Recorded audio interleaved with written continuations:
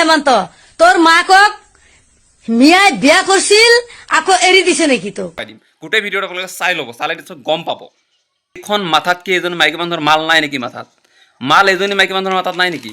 এজন ৰাজ্যৰ মুখ্যমন্ত্ৰীৰ লগত কেনেকৈ ব্যৱহাৰ কৰিব লাগে সেইটো ইয়াৰ কি নাজানে নেকি?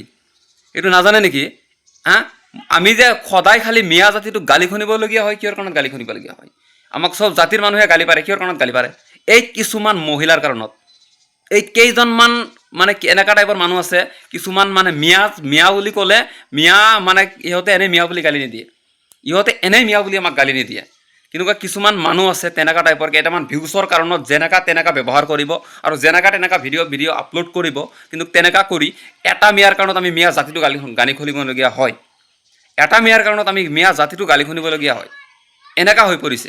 আপোনালোকে ভিডিঅ' ফুটেজটো চাওক। আগতে মই হেমন্ত তোৰ মাকক মিয়াই বিয়া কৰছিল আকৌ এৰি দিছে নেকি তো? তোৰ মাকক এৰি দিছে নেকি? সেইকাৰণে তোর খং উঠিছে। মানুহে তো কয় যে হেমন্ত বিশ্ব শর্মা, আমি তো হেমন্ত বিশ্ব শর্মা কই না, হেমন্ত বিশ্ব শয়তান। ওইল একটা বিশ্ব শয়তান, একফালে দি জুবিনর ন্যায় দিব আর একফালে দি মিয়ার এই সাজা দিব, মিয়ার অত্যাচারী করব। তে মিয়াই কি ওর মায়ের বিয়া করছাল নাকি? আপোনালোকে গোটেই ভিডিঅ'টো চাইছে, নিশ্চয় আপোনালোকে গম পাইছে কেনেকুৱা টাইপৰ ব্যৱহাৰ কৰিছে চিএম ছাৰক, কেনেকৈ উল্টা বহুত মানে বেয়া বেয়া ভাষা ইউজ কৰিছে। এইজনী মাইকী মানুহক অতি সোনকালে গ্ৰেপ্তাৰ কৰিব লাগে অসম পুলিচে। কেনেকৈ চিএম ছাৰক গালি পৰা কেতিয়াও সহ্য কৰা নহ'ব।